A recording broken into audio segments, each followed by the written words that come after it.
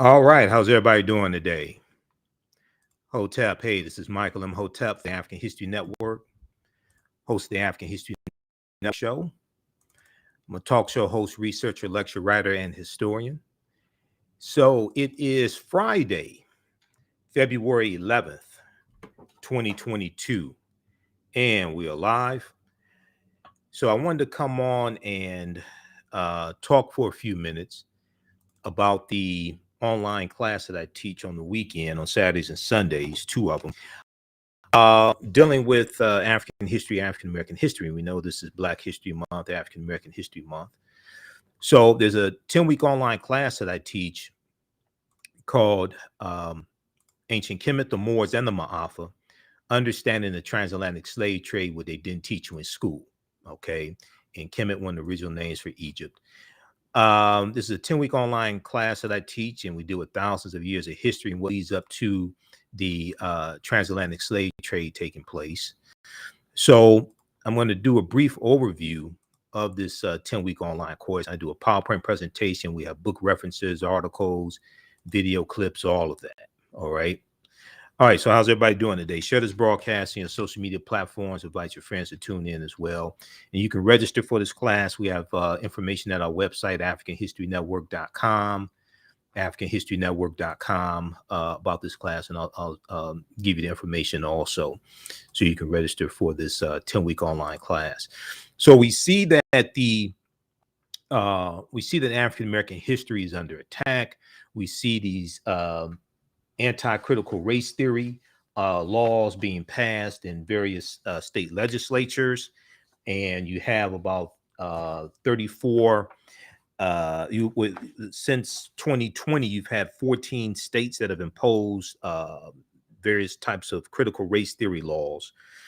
And this is a piece here from Axios.com. New rules are limiting how teachers can teach Black History Month. New rules are limiting how teachers can teach Black History Month. And this is causing, we see this attack on our history, but especially we see it coming from these critical race theory laws, okay? So some of the things that we deal with in the class are the 800-year occupation of Europe by the Africans known as the Moors. We deal with shocking archaeological discoveries that are causing experts to rethink everything.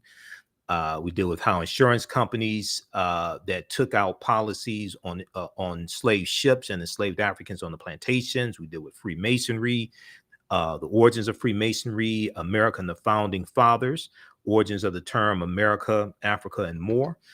And we take you throughout history as well. We take you throughout history.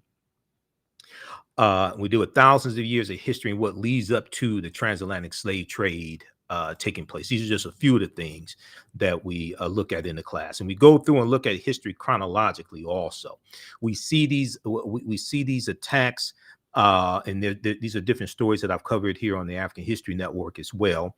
Mock slave auctions, racist lessons, how U.S. history class often traumatizes, dehumanizes Black students. This is a piece from March of 2021 from USA Today.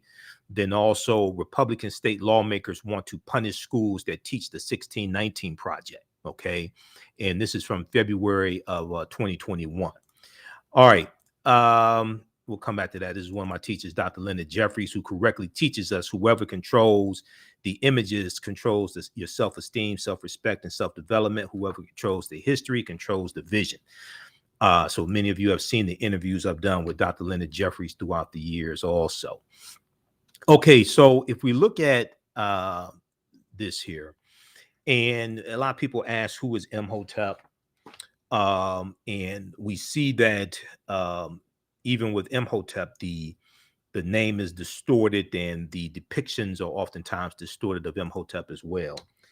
But Imhotep was one of the greatest people who ever lived in human history. And he was known as the world's first multi-genius. He was a mathematician. He was a designer for the designer of the step pyramid for Nesubiti Zoser in the Third Dynasty. And he was a high priest, a physician, architect. And now the word Imhotep means he who comes in peace, he who comes in peace. in the ancient Medu language. Depending upon which timeline of history you're looking at, you may see that you can see him living somewhere between 2780 BC to 3000 BC, depending upon which timeline of history you look at. Because we know at least 130,000 years of our history has been stolen, I go with the oldest dates, I can find. So you'll see him living circa around 3000 BC. Okay. Now, this is a good book here from Dr. Malefekete Asante, The Egyptian Philosophers, Ancient African Voices from Imhotep to Akhenaten. And this deals with a lot of ancient African philosophers before Socrates and Plato and Aristotle and things like this. Before them, there's a lot of ancient African philosophers, Kunanup, Ptahhotep, Kagimni, Sanchi, Imhotep, Akhenaten. He deals with this in that book. Okay, so now these are two well-known statues, little small statues of Imhotep also. All right, so this is Imhotep and this is not Imhotep. So in the 2001 movie The Mummy Returns, the villain's name, one of the villain's names was Imhotep, and he was a high priest from ancient Egypt. Okay, and he's depicted by this by the actor Arnold Vosloo, and he looks Arab, Eurasian, what have you. And in the movie, he was evil. He was a villain. So consequently, many of our children will see this and think that one of our greatest ancestors and one of the greatest people ever lived in human history, they'll think he was not African. Okay, so we have to be very cognizant of the type of images that we allow our children to consume as well, because this is all programming. Okay, whatever is disseminated becomes imitated. Whatever is disseminated becomes imitated. And your thoughts create feelings. Your feelings create actions and behaviors. Your actions and behaviors create results. All right, now this is a picture of the step pyramid at Saqqara that Imhotep was an architect of. This is an early form of pyramid building called a mastaba, which means flat bench, B-E-N-C-H, flat bench, which is different than the pyramids that we see at Giza, the pyramids of Khufu, Khafre, and Menkaure, but there are also smaller pyramids of African queens there at Giza as well that don't really get talked about a lot also. All right. And then we also see pyramid building in the Sudan or in Nubia, Ta-Nehesi, and there are twice as many pyramids in the Sudan as there are somewhere. There's a little more than 200 in the Sudan. There's twice as many in the Sudan as there are in Egypt, because we know that Nubia or Ta-Nehesi was the mother of ancient Kemet, and Abyssinia, Ethiopia, is the grandmother of ancient Kemet as well. So these are all things that we deal with in the online class. How's everybody doing? Hopefully you can hear me okay as well. Share this broadcast on social media platforms. Invite your friends to tune in. And you can register for this 10-week online course. I just posted a link here, and you can register at our website, AfricanHistoryNetwork.com. It's on sale, $80, regularly $130. Once you register for it, you have full access to it even after the 10-week online class is over with. Ancient Kemet, the Moors, and the Maafa, understanding the transatlantic slave trade, what they didn't teach you in school. So I teach this on Saturdays, 2 p.m. to 4 p.m. Eastern Standard Time. You can visit our website, AfricanHistoryNetwork.com. You can register there. As soon as you register, you can watch last week's class. We have bonus content for you as well. On Sundays, I teach from the Civil War to the Civil Rights Movement and Black Power, 1865 to 1968. Which, at the same time, 2 p.m. to 4 p.m. And we have a bundle pack where you can register for both classes for only $120. They're regularly $130 each, so that's a $260 value for $120. We have bonus content you can watch on demand, and if you've taken any of my classes with me before, you'll get 50% off this bundle pack here. So email us at ahnShow@AfricanHistoryNetwork.com, and you'll get 50% off also. All right. And let me continue here. Let me put the email address up. Email us at ahnshow@africanhistorynetwork.com and you'll get 50% off. So when we look at the Asar, Aset, and Heru, who the Greeks called Osiris, Isis, and Horus, the also known as the First Holy Trinity. And there's numerous sources on this. Tony Browder talks about this in Nile Valley Contributions to Civilization. We look at Christianity Before Christ by Dr. John G. Jackson. We look at The World's 16 Crucified Saviors by Kersey Graves. But Asar, Aset, and Heru, who the Greeks called Osiris, Isis, and Horus. And we're going to see that the Black Madonnan child was worshipped in Europe even before the Moors go in. And we're going to see there's still statues there all throughout Europe, Spain, and Portugal, and France of the Black Madonnan child. But that comes from Aset and Heru. Aset was known as the first queen of Kemet. Kemet, one of the original names of Egypt, meaning land of the blacks. She was the wife of Asar, Osiris. Mother of Heru. Heru was also known as the first Ka Rest. Ka meaning spirit, rest, R-S-T meaning to rise, R-I-S-E, or Christ, because the title Christ, which is a title, not a name, the title Christ comes from the Greek Christos, which comes from the Kemetic Ka Rest. As you go through this history, and these are some of the things we deal with in the class, as we go through and look at this history, we see how these different civilizations were influenced by Africa, in ancient Africa, in the Nile Valley region of Africa. And Aset resurrects Asar after he's killed by his brother Set. Okay, in the mythology, his body's cut up into 14 pieces, and 13 of those pieces are recovered. The 14th piece is not recovered. It's the phallus. And she's going to erect a tekken, which the Greeks called an obelisk. And a tekken is a symbol of transformation and resurrection. She erects that as a symbol of Asar, the resurrection of Asar, but also that last piece that was not recovered. And we see the tekken, we see that in Freemasonry, and we see that's also the Washington Monument. Now, here's another depiction of Aset with the throne on her head, and her name Aset means she of throne, because whoever sits on the throne in ancient Kemet as Nesubiti, or pharaoh, or king, that's determined through the woman's side of the family. Is matrilineal, so it's determined through who coming through the woman's side of the family, coming through the womb of the woman, she of throne. So Aset is associated with love and fertility, and we're going to see that the different deities, or the Neteru, okay, Neter for singular, Neteru for plural, these different forces of nature, these different manifestations of the one supreme force, one supreme being, we're going to see that they have different attributes. But also when we look at Venus and Aphrodite, and when we look at these different deities and amongst the Greeks and the Romans, etc., we're going to see they have different attributes as well. And we're going to see that many of them are going to be variations of the deities coming from ancient Kemet, ancient Egypt. So from Aset and Heru being born on December 25th by virgin birth to Aset, and we see this in the mythology as well. From Aset and Heru, we get the Black Madonna child and the worship of the Black Madonna child that we see worshiped throughout Europe.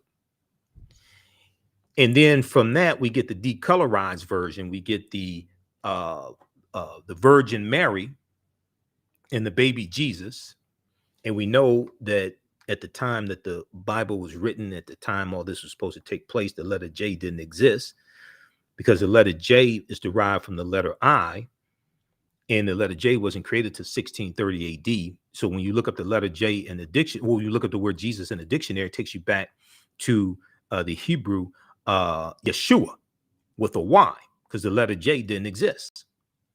Okay, So one of the things that we do, we go through and we look at different languages. And as you go through and one, study the etymology of words, two, you start looking at different languages, you can start seeing how you start seeing the impact of historical events, and you start seeing as different ethnic groups and different groups of people interchange cultures. You're going to see an interchange of ideas, mythology, stories, language, customs, celebrations, all different types of things like this. And as you have a rise in the European phenotype coming out of the Dark Ages, going into the Renaissance era of the early 1500s, as you have a rise in the European, as you have a rise in the dominance of European powers, and they start to conquer people's land. They start to conquer people's land, enslave people, set up colonies, and set up sugarcane plantations and all different types of things like this, and extract the mineral wealth out of people's land and use this to rebuild their own European nations that have been devastated by civil war and devastated by plagues and disease, things like this. Because, for instance, the bubonic plague, the Black Death, hits in spurts from 1347 to 1400. Europe is going to lose somewhere between a third to a quarter of their population. Estimates are somewhere between 25 to 75 million people are going to die in Europe between about 1347 and 1400. Okay, so when you go through, and one of the things we do, we look at the film, we look at the film Black Panther, and see how the film Black Panther had African culture infused into the film. Okay, but there's an article from history.com, the official website of the History Channel, which shows a comparison between West African nations that were thriving in the 14th century, while Europe is devastated by civil war and disease. Okay. All right. So how's everybody doing? Share this broadcasting on social media platforms. Invite your friends to tune in.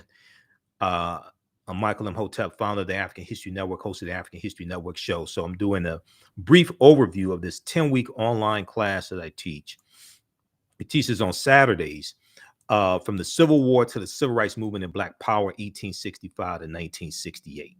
You can register for this at our website, AfricanHistoryNetwork.com, and the link is also here in the thread of this broadcast. Next class is Saturday, February 12th. We do this on Saturdays, 2 p.m. to 4 p.m. Eastern Standard Time. This class just started up. And as soon as you register, you can watch last week's class. So we do the sessions live. All the sessions are archived and recorded. You can go back and watch it anytime, even a year from now. If you want to go back and watch the entire class, you can do that. Okay. So you'll still have access to it. The class is regularly $130. It's on sale $80. And you can use this with your children also. I would say the content is PG-13. All right. So I don't do a lot of cursing. It's not crazy. I don't call people racial epithets and things like this. All right. So I'm going to post a link here, and you can also register for the bundle pack, because you can register for both classes that I teach for only $120.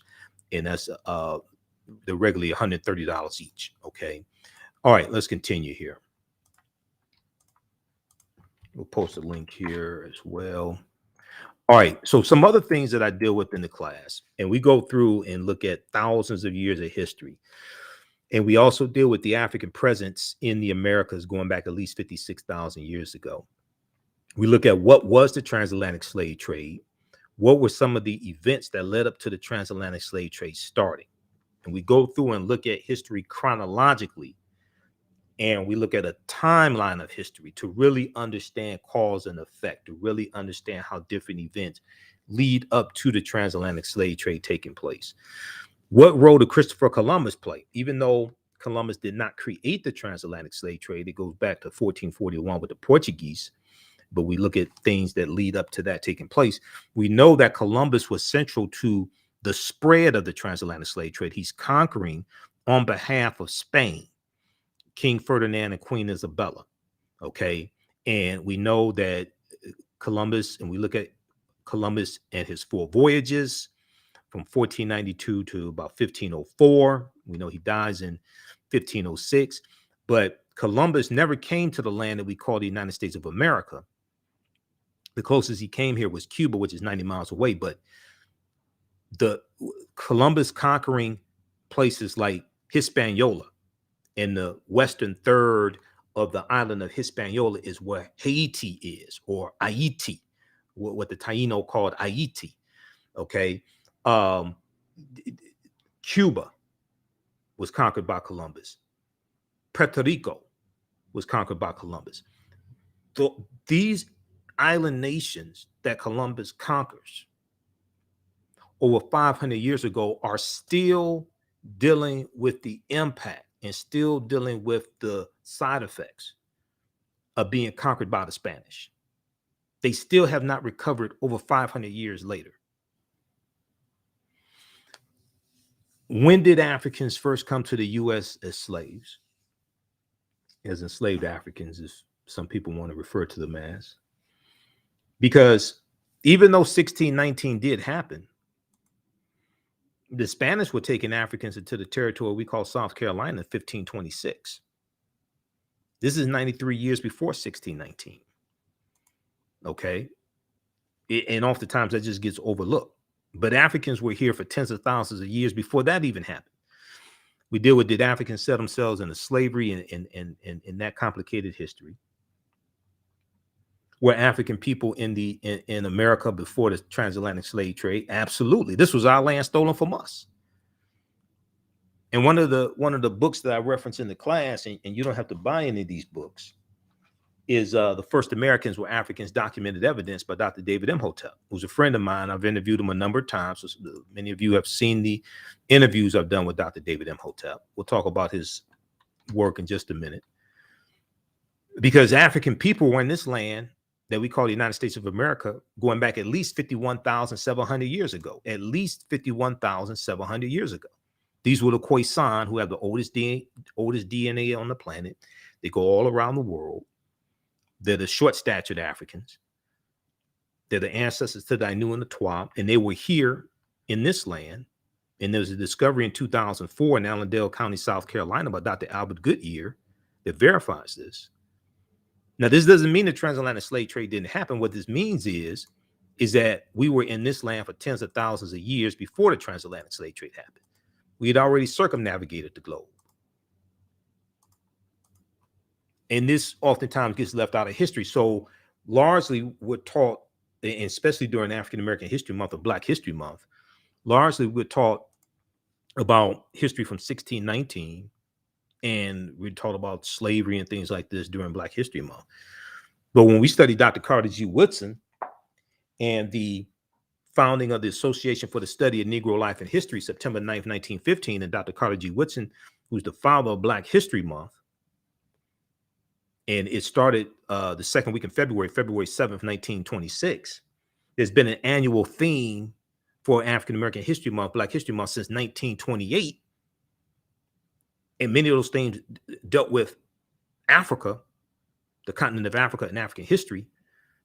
It was never, one, designed to be the only time of the year we study our history. Two, it was not just supposed to look at our history here, but throughout the diaspora, and also understand the history of African people in Africa as well, and the connection, okay? Because these are things that Dr. Carter G. Woodson was doing and teaching about. So this page here, page 95 of Nile Valley Contributions to Civilization by Tony Browder. How's everybody doing? Share this broadcast on your social media platforms. How you like this type of information? If you still need to register for this online class, let me know. We teach this on Saturdays. So next class is coming up. Next class is Saturday, February 12th, 2 p.m. to 4 p.m. Eastern Standard Time. If we look at page 95 of Nile Valley Contributions to Civilization by Tony Browder, he talks about the 1984 Nile Valley Conference in Atlanta, Georgia. And he says in 1984, at the Nile Valley Conference in Atlanta, Georgia, Dr. Charles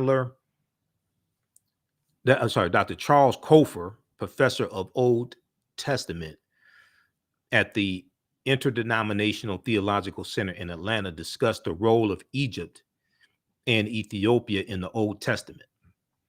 He stated the following: in the King James and Revised Standard versions of the Bible,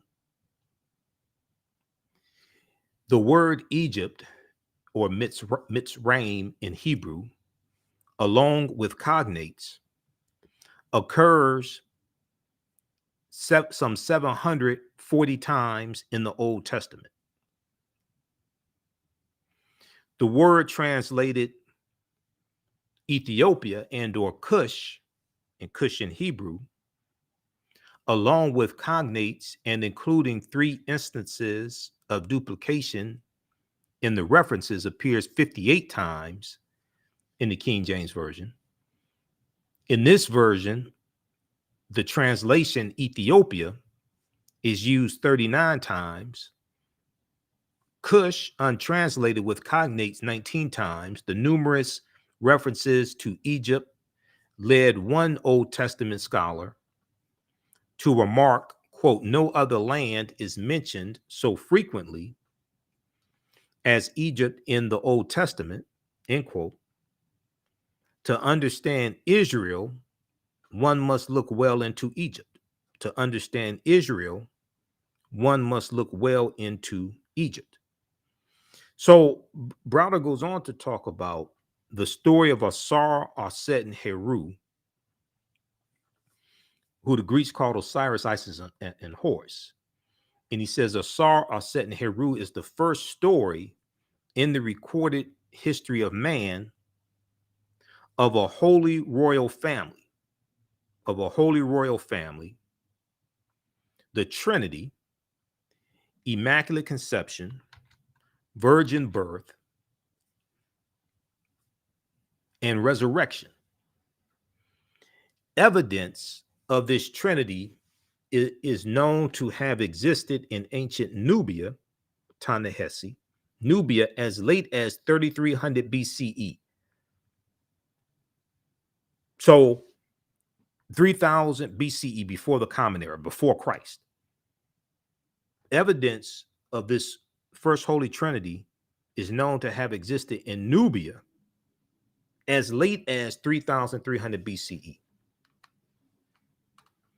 Carved on the walls of the Temple of Luxor, circa 1380 BCE, around 1380 BC, are scenes that depict the following. Now, this may go outside the circumference of some people's awareness. And once again, this is just a brief overview of the type of information that I cover in this 10-week online class.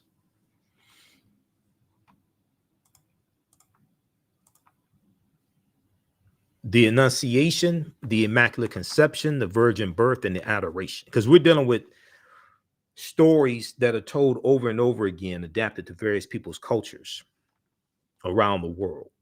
And their ethnicity is put on these stories, their names are put on them, etc. If you read Christianity Before Christ by Dr. John G. Jackson, he really does a good job of breaking this down.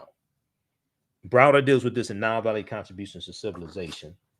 He deals with this some, but if you read Christianity Before Christ by Dr. John G. Jackson, there are other books, and there are other books I have here as well. Now, you don't have to buy any of these books to be able to follow along in class. Okay, I use them for reference. You can buy them if you want to, but you don't have to feel obligated to buy. It's not like a college class where you have to buy textbooks or you're going to fail the class, because you don't have to worry about any of that. If you go back to this here,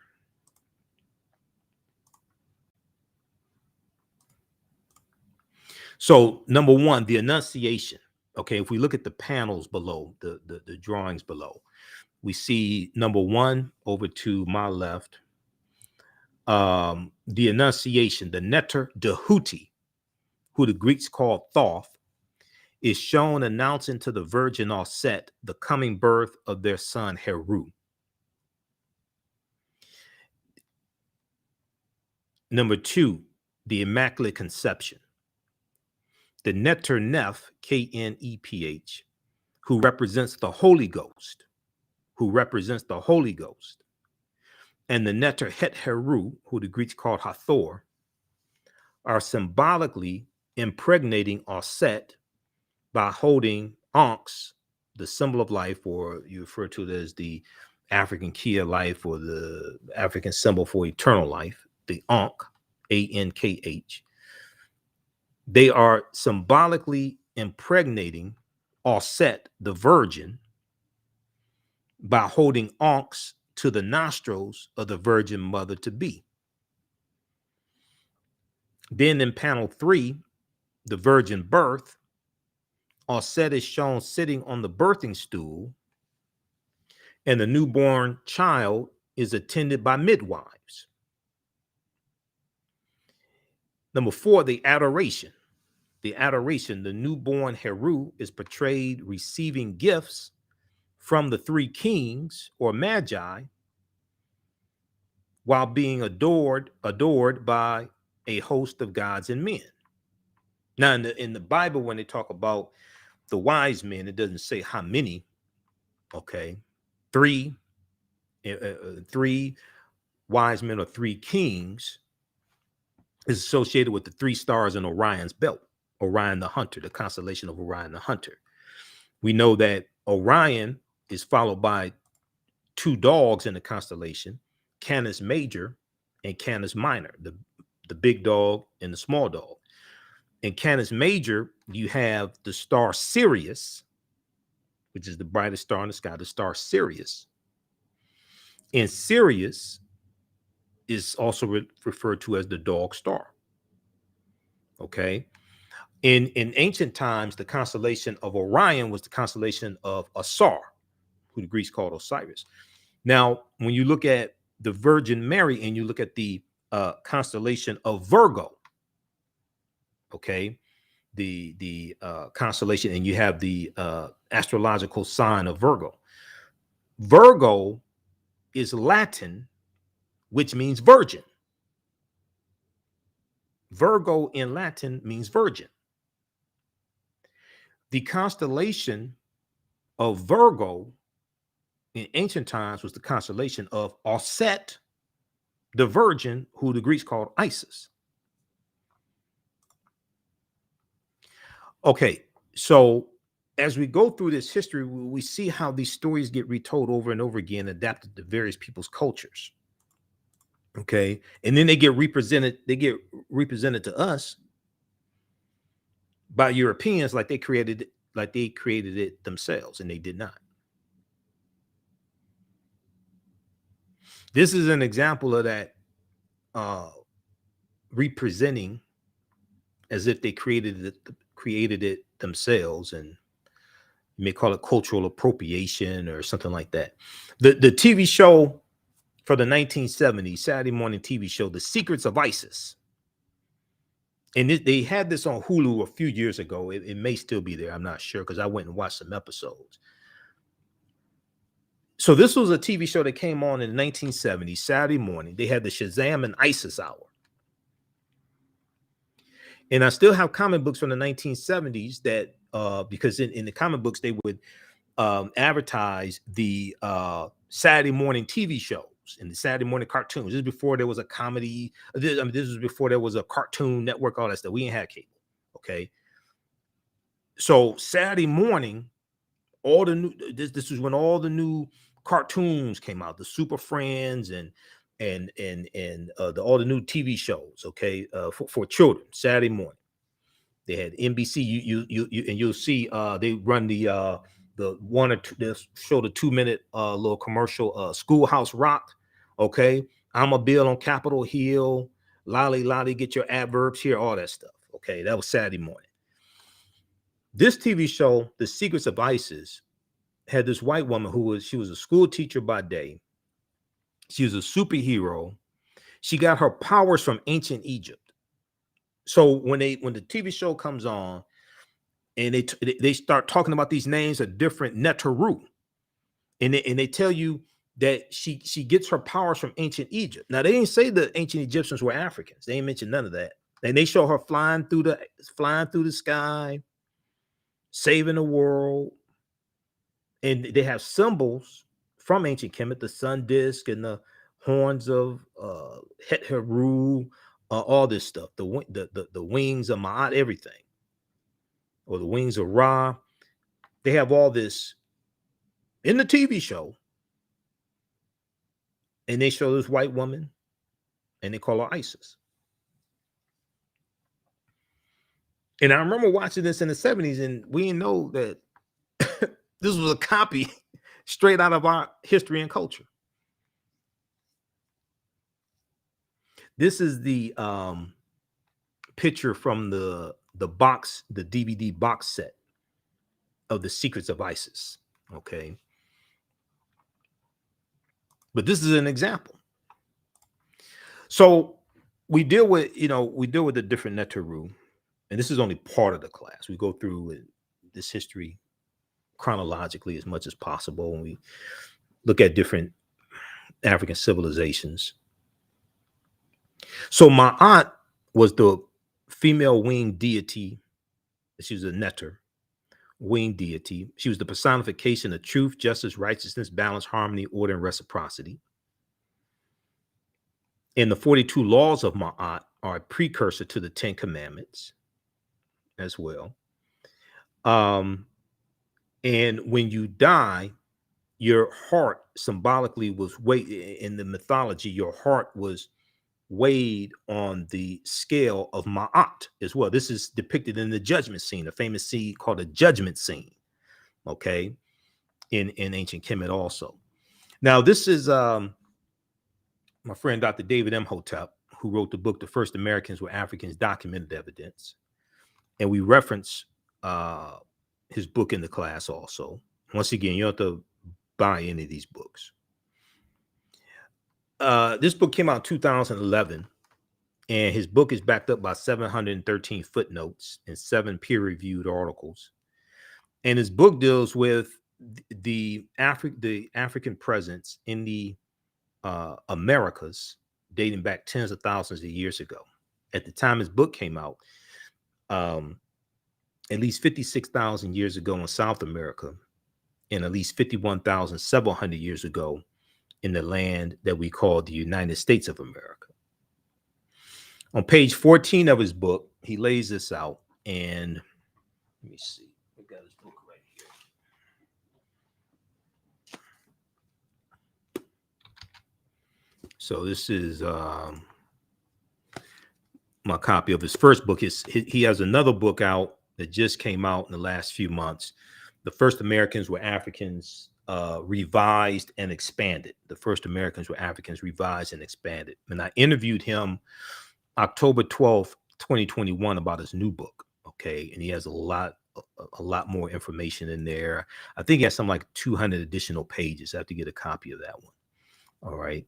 So in 2004, there was a discovery made in Allendale County, South Carolina, by Dr. Albert Goodyear. Dr. Albert Goodyear is an archaeologist from the University of South Carolina. And some of the articles that I reference in the class dealing with archaeological discoveries, we'll see Dr. Albert Goodyear quoted in them, because we look at a number of different archaeological discoveries that have happened in the past few years that are causing scientists and archaeologists and paleontologists to rethink everything. 1, 2, to realize all of this is much older than they originally thought, and it's causing them to push the timelines back as well. But in Allendale County, South Carolina, in 2004, Dr. Albert Goodyear made this discovery, this archaeological discovery. They found 13 different types of evidence thoroughly documenting an African presence in the territory we call South Carolina, dating back at least 51,700 years ago.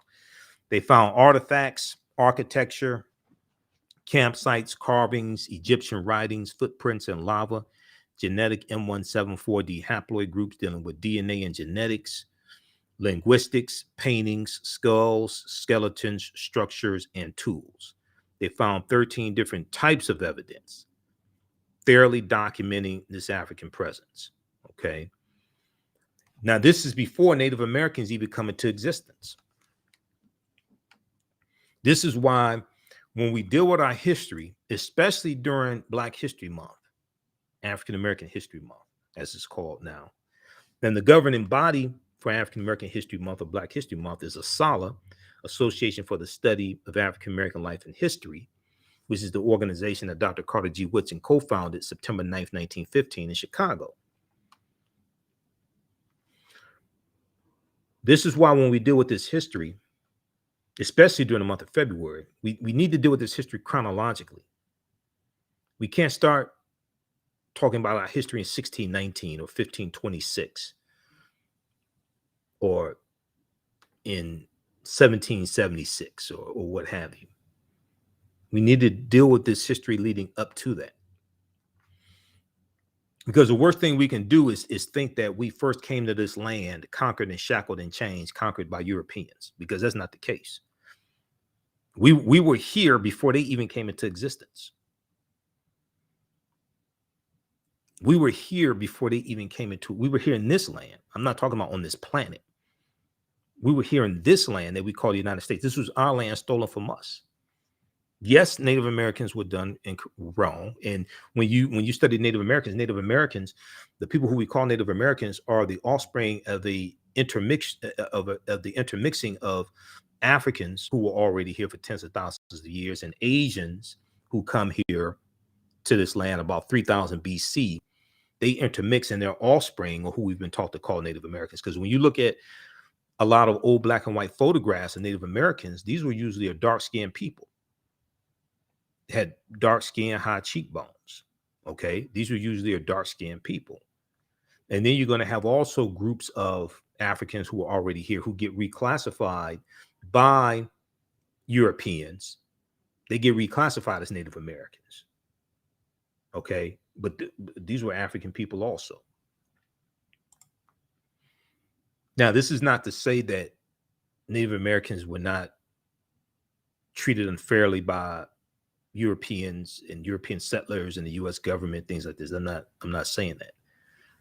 But to understand the existence of something, you must first understand the pre-existence of existence. Is one of my teachers, Professor Kaba Hiawatha Kamene talks about. And actually, this book,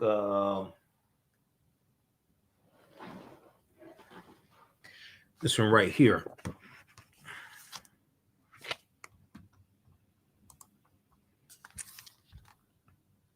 Chronology of Native Americans, the Ultimate Guide to North America's Indigenous People. When you go look at old black and white photographs of Native Americans, these were usually a dark-skinned people. Once again, these weren't the very, very light-skinned, almost white-looking Native Americans that you will see represented, some of them represented today. That's not when you go look at old photographs of them. No, that's not how they look. All right, let's continue. How's everybody doing? All right, now this is Dr. Albert Goodyear, archaeologist from the University of South Carolina. Here's a picture of him. He's a white archaeologist. This is an article from ScienceDaily.com from 2004, November 18th, 2004, 18 years ago. New evidence puts man in North America 50,000 years ago. New evidence puts man in North America 50,000 years ago. Now, this is a summary. This is about his discovery. This is a summary of the article. Now, this is not my summary. This is a summary from ScienceDaily.com, which is a scientific website. They have all types of different scientific breakthroughs and archaeological discoveries, things like this at ScienceDaily.com. Radiocarbon tests of carbonized plant remains. Radiocarbon tests of carbonized plant remains where artifacts were unearthed last May. It would be May of May of 2004. Unearthed last May along the Savannah River in Allendale County by University of South Carolina archaeologist Dr. Albert Goodyear indicate that the sediments containing these artifacts are at least 50,000 years old, meaning that humans inhabited North America long before the last ice age. Humans inhabited North America long before the last ice age. So who are these humans? These were the Khoisan.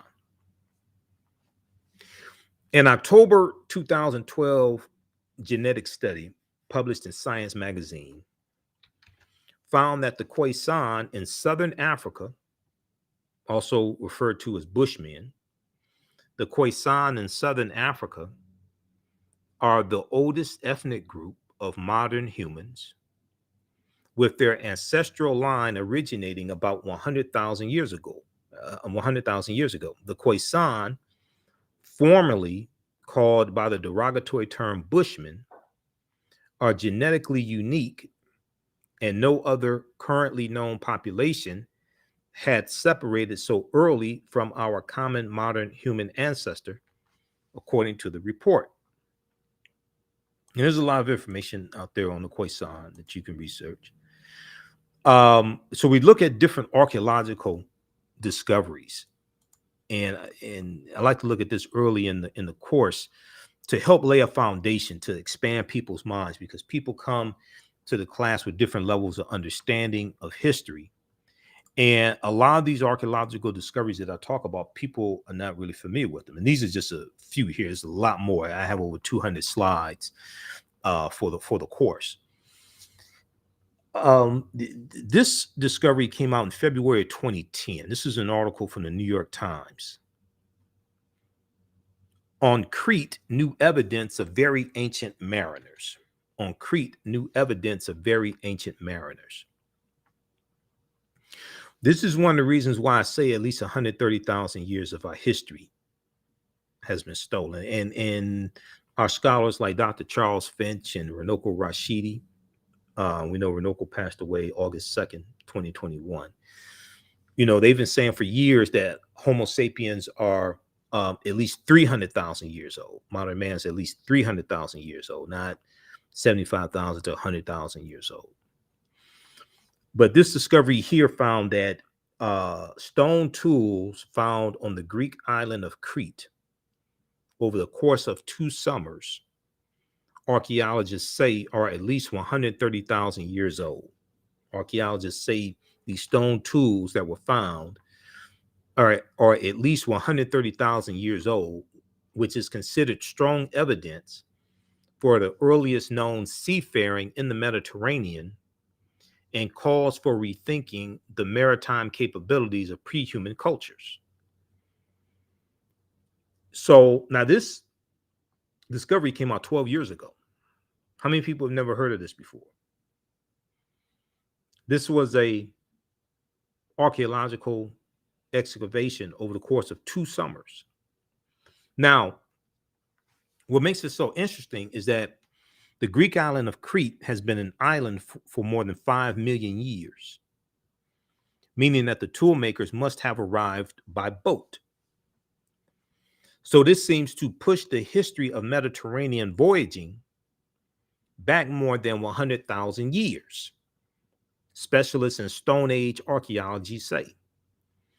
Previous artifact discoveries has shown people reaching Cyprus and a few other Greek islands, and possibly Sardinia, no earlier than 10,000 to 12,000 years ago. Well, this discovery blows this out the water, and it's causing the scientists to have to rethink everything. They keep, having to push the timelines back. Remember Juvenile had the song back in like 1988, 1999, back that thing up. They keep having to back the timelines up when these archaeological discoveries are coming out like every week, every other week. There was one that I just saw that dealt with, and one of the things that's interesting is when these discoveries take place, right? All the news outlets have articles on them. New York Times, Washington Post, NBC, LA Times, USA Today, CBS, Associated Press, National Geographic, the Journal of Nature, all of them. Okay. Smithsonian, SmithsonianMag.com. They all have stories on this when these archaeological discoveries take place. Now, you may not see a whole lot of it maybe on TV, like on cable news and things like this. They may show 20, 30 seconds on it. There was an article from NBC News that I just saw in the past couple of days dealing with another discovery that just came out. And this dealt with the earliest known human presence. I think it was in Europe. Okay, let's go to this one quickly here. All right, how's everybody doing? Okay, who still needs to register for this 10-week online class that I teach? Ancient Kemet, the Moors, and the Maafa.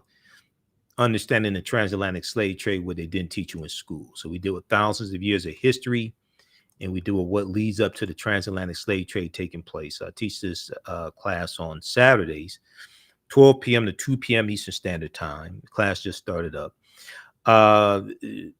And we do the sessions live. All the sessions are archived and recorded. You can go back and watch them anytime. As soon as you register, you can watch the class that I did last weekend. And we go through and we look at history chronologically. I do a PowerPoint presentation. We have book references, articles, video clips, etc. The class is on sale $80, regularly $130. Once you register for it, you have full access to the class even after the class is over with. So a year from now, if you want to go back and watch the entire course, you'll still have access to it. You can also register for both classes that I teach, because on Sundays I teach from the Civil War, Civil Rights Movement, and Black Power, 1865 to 1968. And that's 2 p.m. to 4 p.m. Eastern Standard Time also. So we bundle pack when you can register for both classes for only $120. They're regularly $130 each. Okay, so that's $120 value. And we'll post a link here for the course bundle also. But we have it at our website, AfricanHistoryNetwork.com. AfricanHistoryNetwork.com. You can register there. Okay, if you've taken any of these classes with me before, any of my online classes, email me at ahnshow@AfricanHistoryNetwork.com. You'll get a 50% discount on the new classes. Okay. All right. So I want to look here at this. So this article here deals with a discovery that just came out. And this piece is from February 9th, 2022. And once again, these discoveries are coming out every week or every other week. Earliest evidence of modern humans in Europe discovered in France.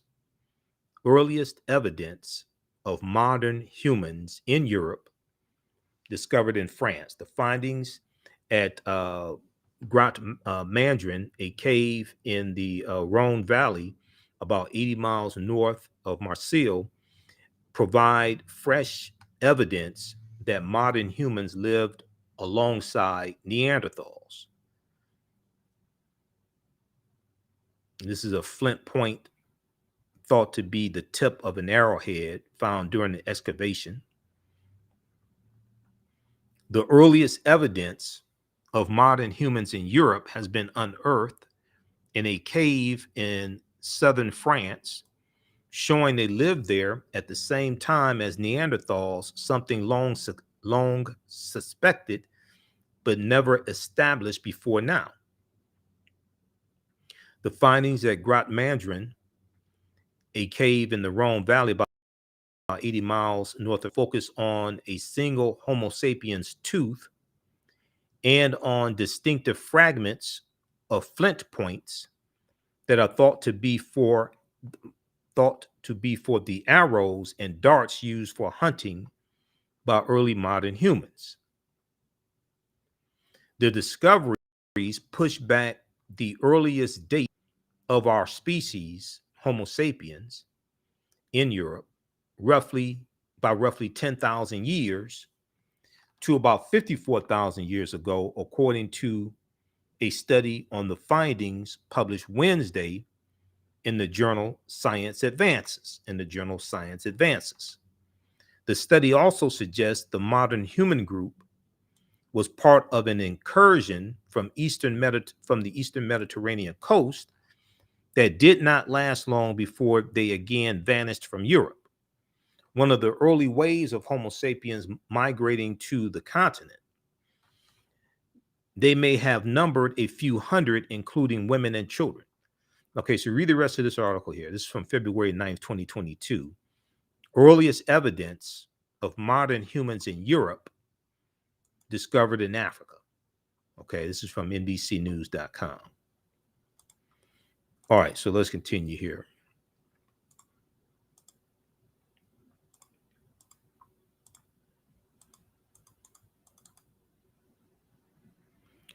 Okay, so we have this on Crete, new evidence of very ancient mariners. We look at other archaeological discoveries like the sunken Egyptian city, Tanis Heraklion, that was swallowed into the sea about 1200. It was about 1200 years ago. I think it's about 1200 years ago, swallowed into the sea. 1200 sunken Egyptian city reveals 1200-year-old city. It's lost for about 1200 years. The UK publication, the Telegraph, reports that 150 feet beneath the surface of Egypt's Bay of Abu Qir, they found 64 ships, 16-foot tall statues, 700 anchors, countless gold coins, and smaller artifacts. Now, this was a discovery that was revealed in April of 2013. The archaeologist who led the expedition, archaeologist Frank Goodyear, estimates Tanis Heraklion was built around 8th century BC, Now, here is an example of some of the things that were found. These statues that found at the bottom of the sea. That's the legs of a statue broken off. Okay. Now, some other things that we look at in the class, besides numerous archaeological discoveries, to get a better understanding of history and how it helps to really expand our minds also, these archaeological discoveries. We deal with the problem with slave movies. Why are we being bombarded with slave movies and slave-themed TV shows, even though the history of slavery is important, but movies dealing with African civilizations and us ruling nations and things like this, that gets left out. We don't see those depictions largely. This is one of the reasons why the film Black Panther did so well, because it wasn't another slave movie, and it showed African people ruling an African nation, even though it's fictitious, the African nation of Wakanda.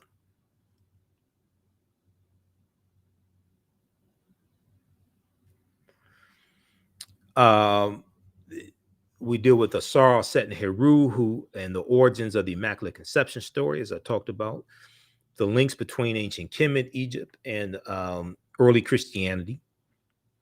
And early Christianity looked a lot like traditional African spiritual systems also. A lot of early Christians believed in a form of reincarnation. This is before the First Council of Nicaea in 325 AD, before the various ecumenical councils between 325 and about 1870 or so, that change what people believe, how they practice Christianity, things like this. We look at Freemasonry in America, the fake Willie Lynch letter 1712, the African influence in the film Black Panther, and a lot more.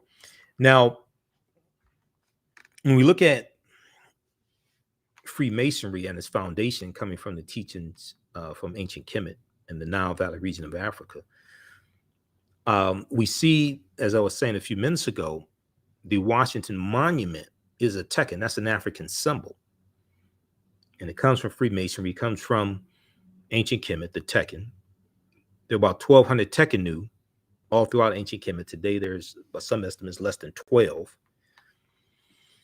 But we see that that's a symbol from Freemasonry also, the Tekken, and the Greeks called it an obelisk. Okay, we see the Washington, we see the Dr. Martin Luther King Jr. monument in Washington, D.C., and we see the Tekken in the distance.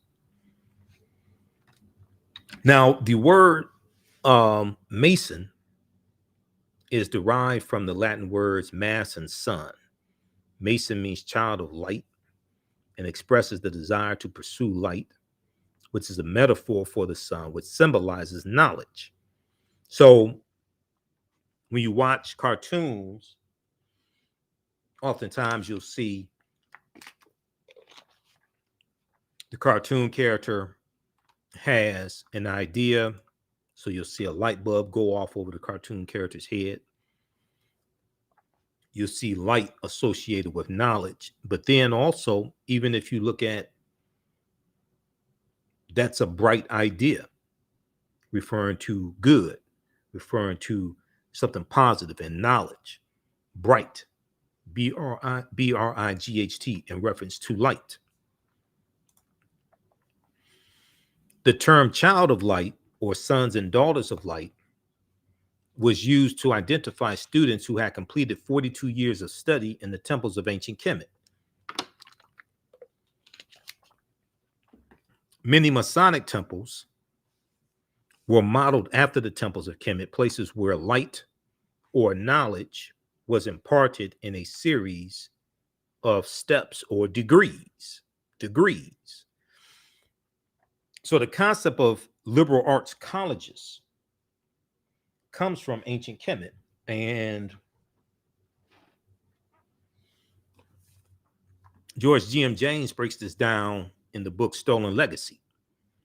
Okay, Greek philosophy is stolen Egyptian philosophy by George G.M. James, and he talks about the 7 liberal arts and the trivium and the quadrivium and the rhetoric and the arithmetic and logic and things like this, and the 7 liberal arts that were taught in the temples in ancient Kemet.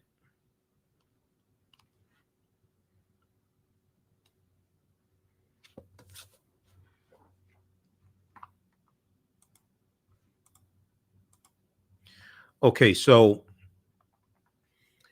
the concept of going to an institution of higher learning and getting your credentials in a series of steps or degrees comes out of ancient Africa.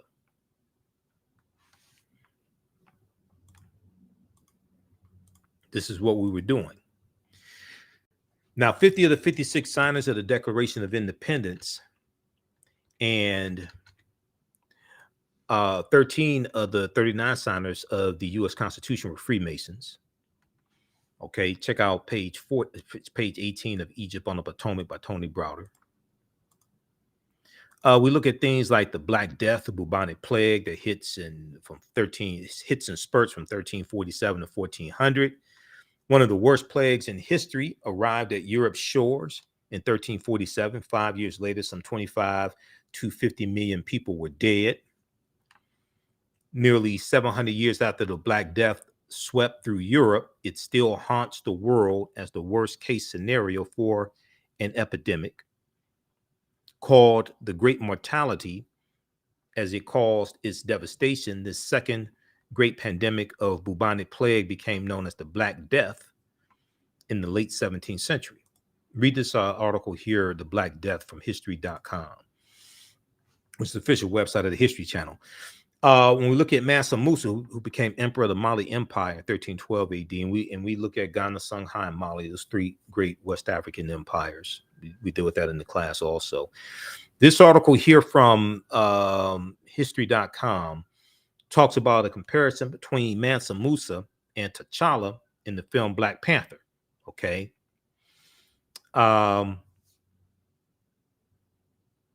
In the vast fictional universe of Marvel Comics, T'Challa, better known as Black Panther, is not only king of Wakanda, and Wakanda is a real word. Also, it's an ancient word.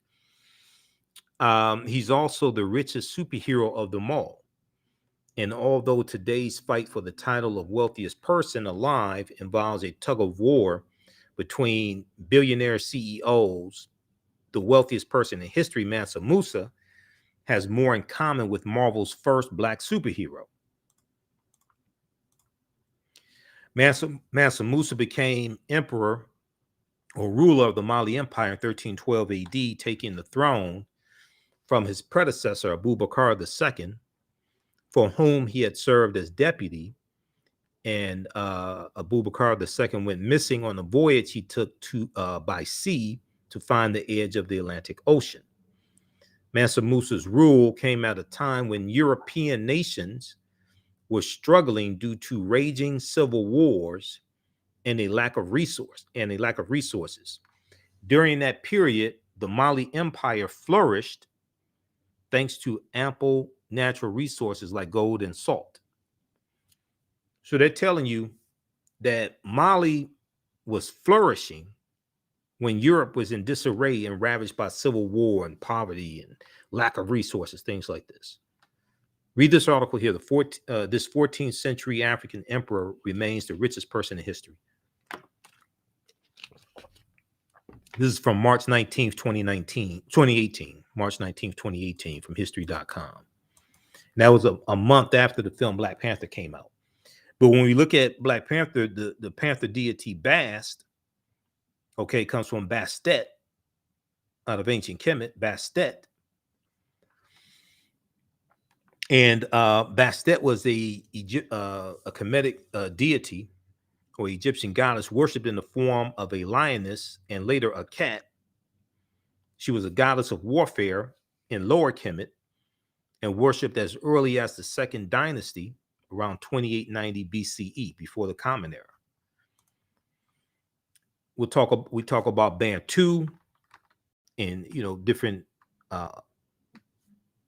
African cultures, different African ethnic groups, language groups.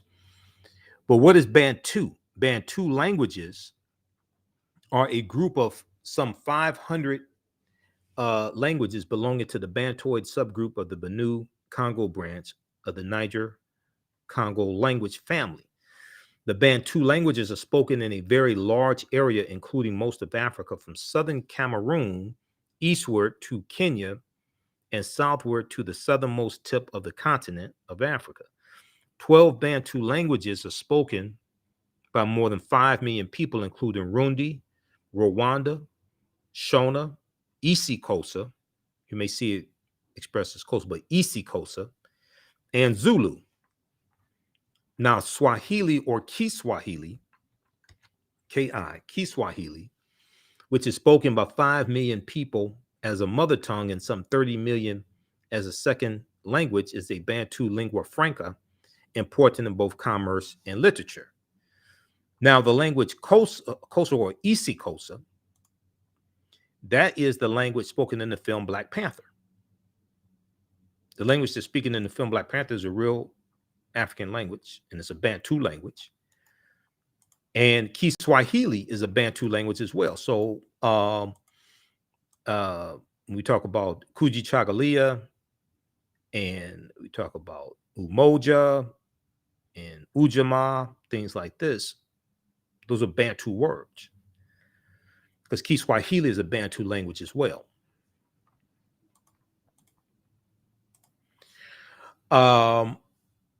What is Wakanda? So what we see the word Wakanda in the Omaha Ponca Native American language, the Sioux Indian language. It means possesses secret powers.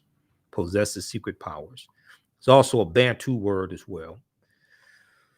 Wakanda is a very ancient word. We look at different civilizations like Carthage and Hannibal Barca and the Battle of Cannae, 216 BC, things like this. The Kingdom of Great Zimbabwe, Namibia, Axum.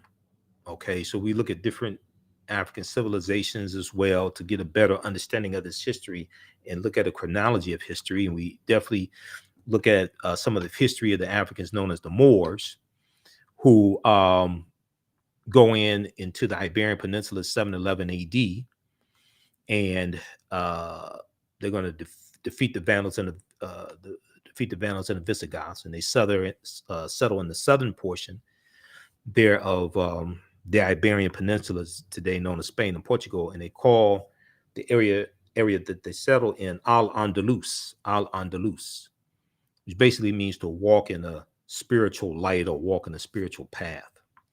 Al-Andalus. According to the Oxford English Dictionary, the Moors, as early as the Middle Ages and as late as the 17th century, were, quote, commonly supposed to be black or very swarthy, and hence the word is often used for negro, end quote. Early in the 8th century, after a grim and extended resistance to the Arab invasions of North Africa, the Moors joined the triumphant surge of Islam. Following this, they crossed over from Morocco over to the Iberian Peninsula, today known as Spain and Portugal, and Spain and Portugal is right above Morocco, where the Moors are going in. Iberian Peninsula, where their swift victories and remarkable feats soon became the substance of legends. So once again, just keep in mind, this is just a brief overview of some of the things that we cover in this 10-week online class. Okay, I'm just skimming the surface here. So you can register for this online class, and I'll post a link again at our website, AfricanHistoryNetwork.com. AfricanHistoryNetwork.com, and we'll post a link here again also.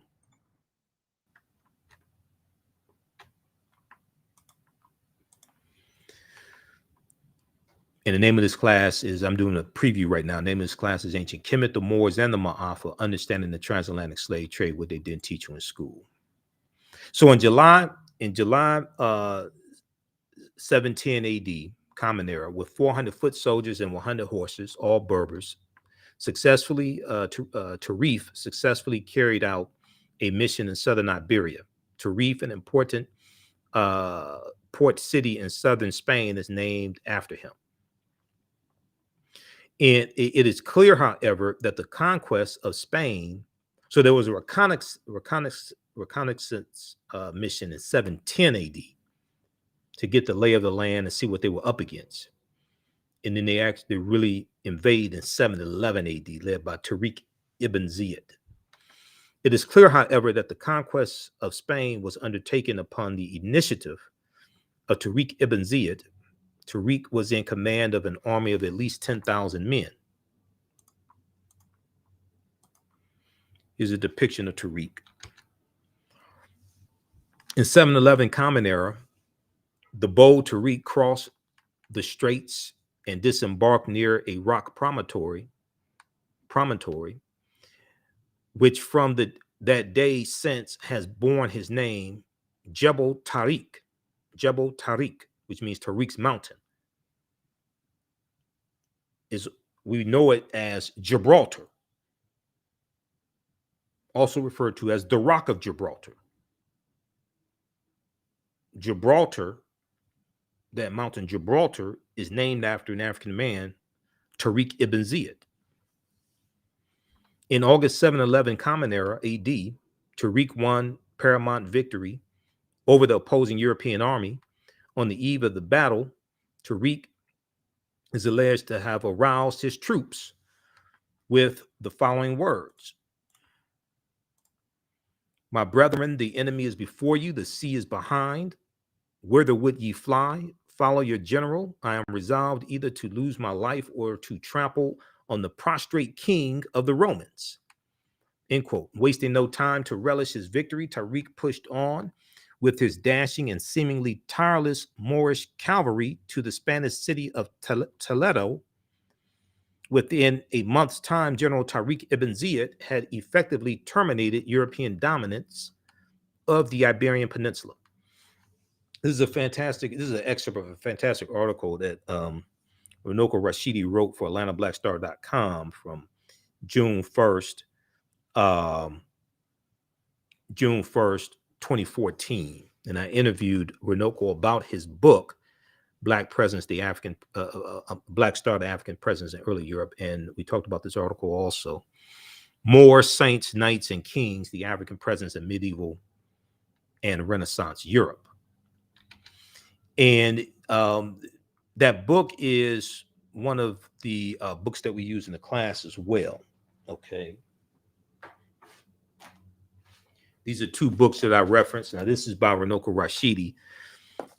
Black Star, the African Presence in Early Europe by Runoko Rashidi. Fantastic, fantastic book.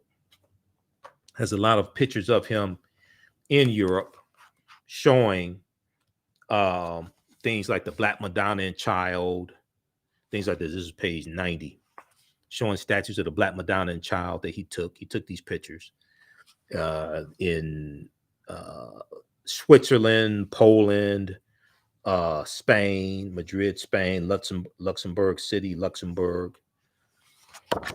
And then also this book here, Golden Age of the Moor, edited by Dr. Ivan van Sertima, but Runoko Rashidi has a essay in here, and Dr. Jose Pimenta Bay and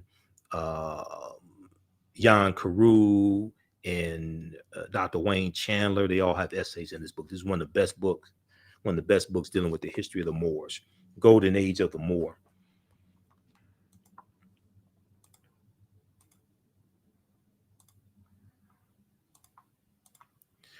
Okay, so we talk about the Black Death, Bubonic the Plague. We talk about Christopher Columbus, and also one of the other books that we use is Christopher Columbus and the African Holocaust, Slavery and the Rise of European Capitalism by Dr. John Henrik Clark.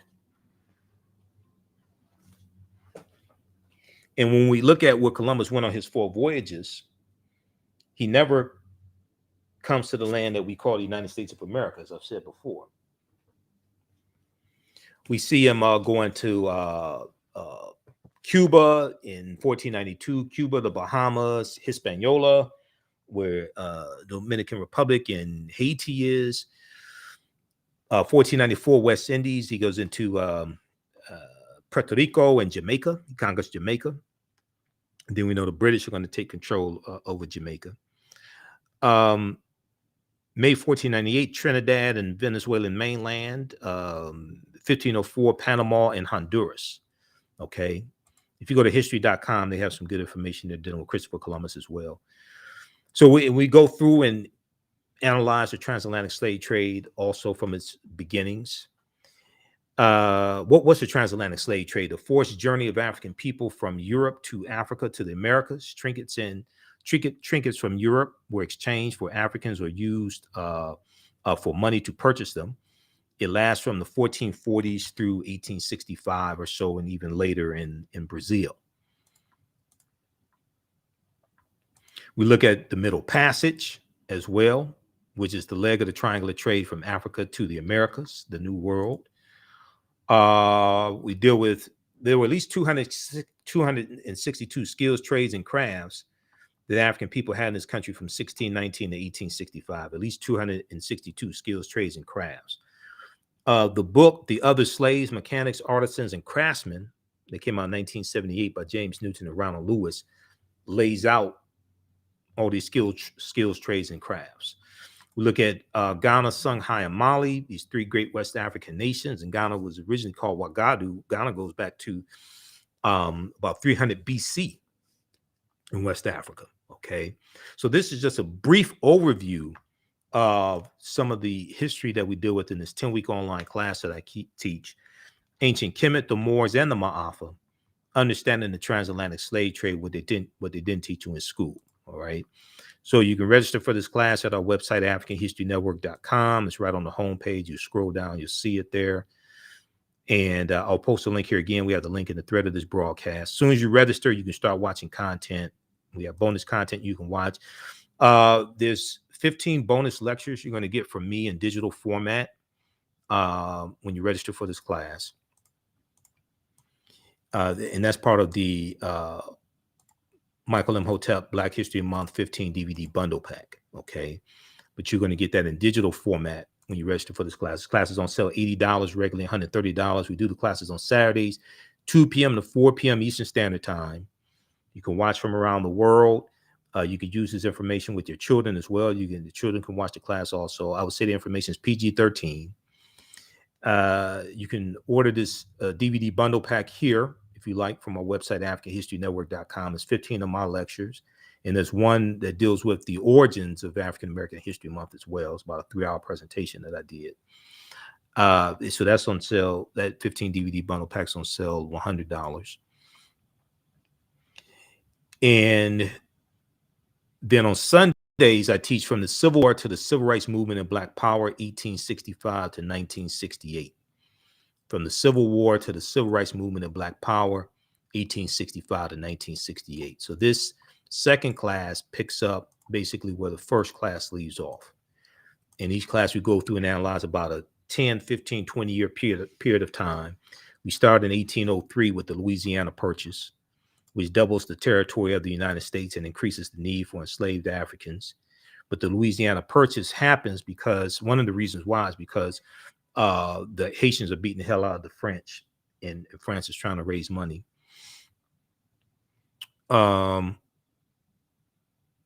So we have this class also as well. And when we look at the Civil War, Reconstruction, 1865, 1877, Jim Crow era, World War I, World War II, the Great Migration, 1915 and 1970. We look at the Civil Rights Movement and Black Power Movement. So both classes are on sale, $80 each. They're regularly $130 each. We have a bundle pack, and you can register for both classes for only $120. And once again, once you register for the class, you have access to it for forever, basically. So a year, 2 years from now, if you want to go back and watch the entire course, you'll still have access to it. Okay. So you can watch it at your own pace. You don't have to be present in class. In class, I do it virtually at our online school, but you see me, I don't see you. So you don't have to worry about, you can watch wearing pajamas and a bonnet or whatever you want to do. If you've taken classes with me before, my online classes with me before, email me at ahnshow@AfricanHistoryNetwork.com. You get a 50% discount on the new classes and the bundle. Okay. Email me at ahnshow@AfricanHistoryNetwork.com. But I do a PowerPoint presentation. We have book references, articles, video clips. So you're going to learn a lot. It'll keep you engaged. All right, look, we have to get out of here. Remember, at the African, also, if you like this type of information as well, you want to support the African History Network, $ the AHN Show through Cash App, $ the AHN Show through Cash App, also through PayPal, paypal.me/the AHN Show. We have the information right on the homepage of our website. And be sure to watch my show and listen to my show Monday through Friday, 11 p.m. to midnight Eastern Standard Time, Sundays, 9 p.m. to 11 p.m. Eastern Standard Time, the African History Network Show. I'm on 9-10 a.m. the Superstation WFDF. And we broadcast on our social media platforms also when we're live on Facebook, the African History Network, YouTube, Michael Imhotep. You can listen to audio podcasts here or wherever you get your audio podcasts from. Search for the African History Network Show. And you can download the iHeartRadio app and search for the African History Network Show there, because we have a page. We have a channel on iHeartRadio. And you can listen to 9-10 a.m. WFDF. You can listen to that station live through iHeartRadio also. All right, we have to get out of here. Remember, the African History Network, we focus on educating, empowering, and inspiring people of African descent throughout the diaspora and around the world. Because right now, it's correct wrong behavior. It's not over till we win. Wakanda forever. And we'll see you in class. Peace.